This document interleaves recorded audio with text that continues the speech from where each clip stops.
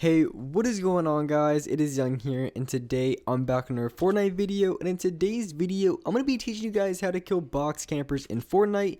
And when it comes to killing box campers, I think this is a really important tip, or a lot of really important tips that you guys need to have in order to kill these type of players, because it's going to happen every single game. You're going to be running into a lot of players, and there's going to be one player in particular where you're going to make so one shot, you're going to get them all the way down to like 20 or 30 HP, or maybe they're just the type of player to box in, and it's just very hard to fish him out because of a turbo build and all that kind of stuff like that. So I'm just going to give you guys some tips on kind of just how to work around that, and just some different ways that you can get control of their wall and just make plays on them from the box. And as well, I'm going to give you guys some tips when it comes to playing inside of the box, so it's pretty much on the opposite end as well. So if you're maybe low on HP, or maybe you know you're going to get rushed by multiple players and you want to box yourself in, I'm going to give you guys some really good tips on that as well, to kind of just play against that, and also to get a lot of damage off very quickly. So alright, right before I get into the tips, one thing that I'd like to say, and if you're going against a player who's sitting in the box, so you're going from a player who's already in the box, and you're on the outside trying to make a play on them from the inside. So basically, if you're playing in a game mode like duos or squads, you really want to be careful not to spend too much time on the player. I wouldn't spend any more than like 5 or 6 seconds to try to get the wall, because if you're not able to, get control of their wall, or really make a play of them, or really do any sort of damage to them, it's really not going to be worth it, because you're going to get rushed by other players, and pretty much you're going to get pinched every single time. So it's going to be very difficult to do anything if you're getting stuck in that situation. So if you're going after a player who you know is weak, then you really want to give yourself just a little bit of time to make a play, and if you can't, then you kind of just have to leave them alone. Just let them get their heals off, and then maybe challenge another time, because you don't want to get stuck on low ground in a game like squads when you're going against multiple players at the exact same time. It's going to be very difficult to kill the entire squad, because you're going to be trying to get this player's wall, and they're just going to be sitting in their box holding turbo build, and you're really not going to be doing too much about it. So the first tip when it comes to fighting players who are already inside the box is when you're going for the wall replace. One thing that I do game after game is when I'm going for the wall replace, I always jump in when I shoot my SMG, and the reason why I jump and I move around when I shoot is because if the guy inside goes for a window shot, maybe he goes for any other play like that, any quick shot on me, it's going to be very difficult for the other player to hit me. So if I'm jumping around and moving around, even if they go for the shot, it's going to be very difficult for them to get the shot off.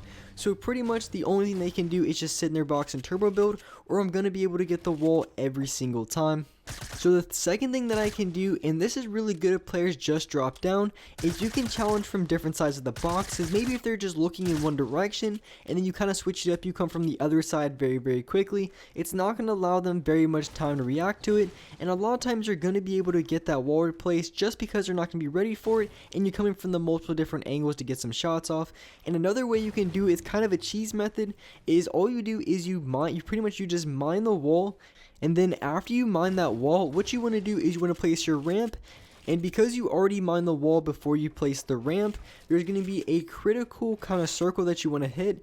And once you hit that, it's going to allow you to hit the wall again. And then from there, you can go for the wall replace. And a lot of times, if you're going against players who are inside of a box, you go for the mine. And as soon as you place the ramp, a lot of times they're going to expect you to come from the top. So they're going to be holding turbo build on top of on the pyramid. So they're not going to be expecting you to go for the wall replace. But of course, sometimes they are.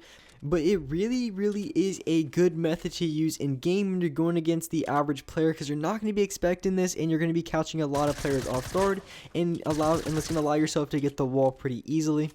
So when it comes to the actual game, really my go-to is as soon as they box up, I try to go for the jump wall replace, and if not, I'll try to come from the side.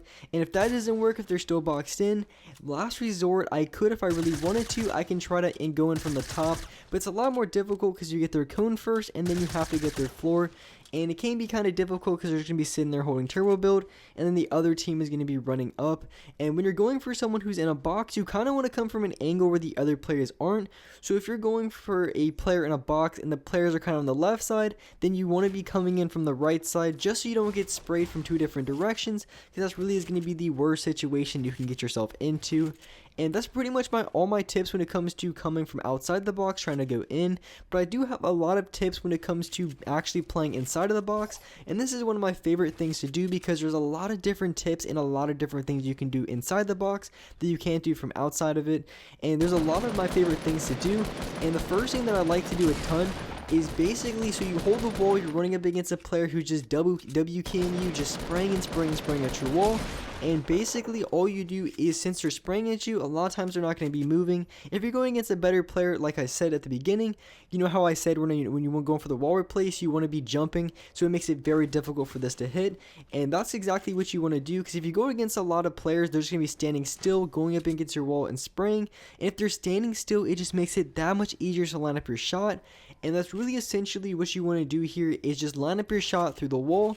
So as soon as the wall breaks, you can go for a pump shot and then place your wall. And it's really effective, because a lot of times when you're going against those players, they're not even trying to get the wall. But the key to doing this is you don't want to do it really on the first time, because usually when you're in a box, the first thing that they're going to do is they're going to try to actually get the wall replaced, and it might be kind of difficult to do it. But if you're sitting there holding turbo build, eventually the other player is going to start spraying, and when the other player starts spraying, then that's going to be a very good opportunity to go for the shot that I just showed you. And the second tip I can give you guys is just a really simple, super easy to do, and that's just a simple window shot. And I'm not going to be going into too much detail, because it really is the simplest to do, and it's pretty self-explanatory. Is if someone's right outside your box, you make for a window edit, and then you want to go for a headshot, do the most amount of damage you can.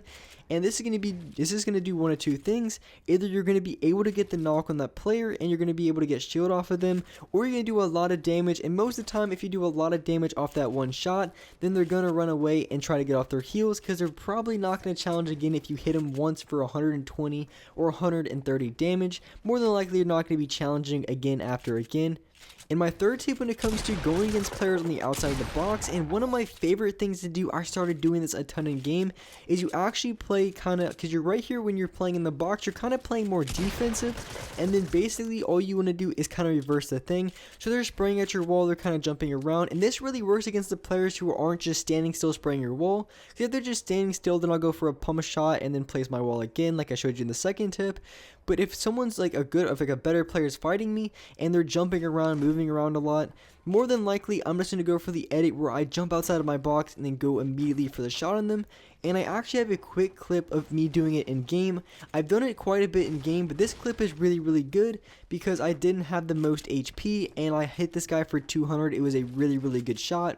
Alright, so here we have the clip, and I have like 21 HP. I'm not doing too well on mats. I'm trying to get off any heals that I can, and this guy's spraying at my box. So the first thing I'm going to do is, because this guy's starting to stand straight, is I try to go for that first shot, but see, it doesn't work. This guy realizes what I'm doing, and he's pretty much waiting for me to go for a window shot. But instead of going for the window shot, what I did instead is I went for the edit play and played on the aggressive side, and I was able to get the one pump to his head and get him for a really clean kill and able to finish him off. So that was a really good example of exactly what I was talking about there, and there's also a lot of other good examples, but I usually use those on most players who are a little bit better. And the reason being, because like I said earlier, if they're jumping around, moving a ton, it can be kind of hard to hit a shot on them from a window shot, and as well just from any sort of shot in general if you're trying to shoot when they're breaking your wall. So the best thing to do is just kind of play on the offensive side, and then immediately just go for the rush and then go for a shot on them from there. And also another really good way you can play this, I do this a ton in squads, and say if you're a player outside of your box, he's shooting at your box, and the second he reloads, the second they go for the reload, that's when you want to make your play, because if they're reloading, they're not going to be shooting at you, and the second they start reloading, you want to build up, and then you want to go outside of your box, and then once you're outside of your box, then you can go for the pump shot on them down. And the reason I like this is because even if you miss your shot, you already have high ground again, and if you're playing a game like squads or duos, even if you miss or hit your shot, you're still going to be at an advantage, because you're already going to have that high ground, so you're going to have that advantage no matter what. So when it comes to playing inside the box, if you ever get into like a sticky situation where you're trying to get out of the box, honestly the best thing that you can do, or the best way to play it, in most situations, say if you're in a box and if you're getting spread out really hard, you're going to be placing a ramp. So you're sitting in a box, you have the wall up, and then you have your ramp out. And if you want to get outside of your box, the best thing that you can do is you want to edit the top 3 squares. And the reason you want to edit the top 3 squares as opposed to just editing the other 3 corners is because when you edit the top 3 corners, basically it's going to be very difficult to close that edit. But if you edit the top 3 squares, not only is it a lot easier to get out, on top of that, it's going to be a little bit of a head glitch, because you're going to have that little part that's going to be at the bottom. And as well, the edit is a lot easier to close, so if you ever get stuck in a box, I would always recommend going for the edit on the top 3 squares. So that's definitely something you guys should practice if you guys don't already. And with that being said, that's wrap up for this video. Hope you guys enjoyed this video, hope you guys liked it, and if you guys could, drop a like on this video. Make sure you guys subscribe to the channel if you haven't already. Turn on my notifications so you're notified for every single new video. And alright guys, I'll see you next video.